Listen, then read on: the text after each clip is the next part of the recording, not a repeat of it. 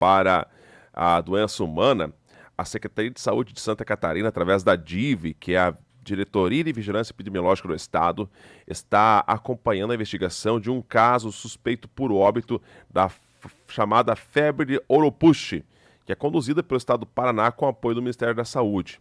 O caso foi identificado pela Secretaria de Estado da Saúde do Paraná, mas o paciente está sendo atendido aí por vários serviços de saúde locais aqui no estado paranaense, onde o óbito foi confirmado no mês de abril. E aí, o Ministério da Saúde, né, recomendou para que seja feita as investigações de óbitos suspeitos por essa febre. E durante a investigação, foi estabelecido que o local provável da transmissão foi em Santa Catarina, porque o paciente esteve viajando aqui do lado de Santa Catarina. E agora, o que o Estado está fazendo? Está investigando aonde ele esteve, em quais cidades ele esteve, em Santa Catarina, e também investiga outros casos suspeitos de óbito pela doença. O médico infectologista e superintendente da DIV, Fábio Galdense de Faria, explica que os sintomas são muito similares ao da dengue, mas isso ainda, né? Como se bastasse a dengue, temos agora a febre do Oropouche, que os sintomas são muito semelhantes e, com isso, a pessoa tem que permanecer em repouso, tem que, obviamente, manter o acompanhamento médico, aí nos primeiros sintomas da doença, que o Dr. Fábio explica melhor quais são eles, para que a população de Santa Catarina fique atenta. Porque se tivermos uma pessoa com um contágio que infelizmente morreu, é sinal que o vírus pode estar ainda em circulação.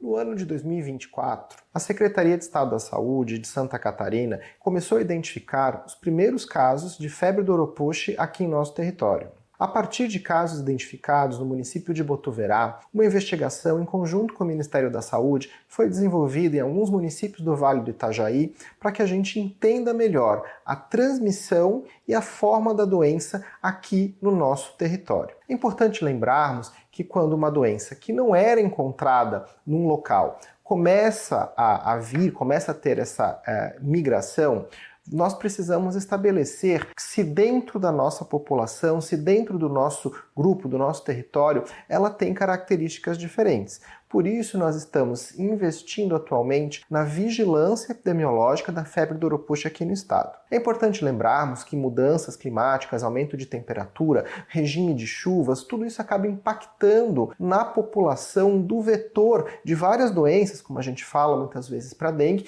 e também acaba impactando no vetor da febre do Oropouche, que é o popular mosquito chamado de maruim, ou Culicoides paraensis, que é o nome científico.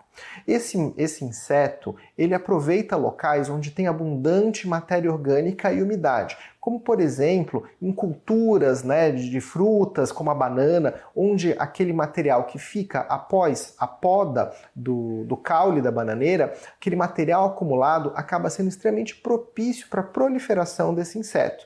E com isso, algumas regiões do estado têm a população com um aumento muito grande nos últimos anos dessa população, fazendo então com que a gente tenha o vetor de forma propícia para a transmissão dessa doença. É muito importante lembrarmos que os sintomas da febre do Oropouche são muito similares a outras doenças, como por exemplo a dengue e a chikungunya. Você pode ter febre, dor no corpo, dor nas articulações, dor de cabeça.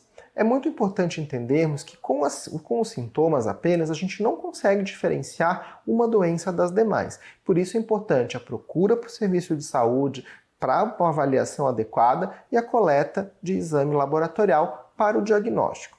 Importante lembrarmos que a orientação de tratamento é muito similar à da dengue, com o uso de sintomáticos. E caso não se tenha certeza de qual doença é, deve-se seguir o protocolo de tratamento da dengue com hidratação para que se evite um agravamento por uma das doenças.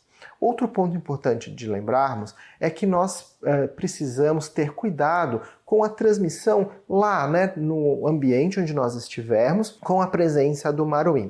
Medidas individuais, como o uso de roupas compridas, podem reduzir o risco de picada. No momento, nós não temos repelentes comerciais que sejam extremamente eficazes contra o maruim. Por isso, é importante utilizarmos as barreiras mecânicas, como a roupa, ou mesmo a tela nas janelas das residências e dos locais de trabalho, para evitar o contato com esse inseto. Embora os casos de Oropochi costumam ser leves e não evoluir para gravidade, o Ministério da Saúde está investigando no Brasil 4 óbitos que podem estar relacionados a essa doença. Até o momento, eles não foram confirmados, ou seja, eles ainda estão em investigação. Um dos 4 casos teve como local provável da transmissão o estado de Santa Catarina, embora fosse morador do estado do Paraná e foi atendido por serviços de saúde daquele estado onde ocorreu o óbito. Então esse caso ele continua em investigação, aguardando a definição pelo Ministério da Saúde.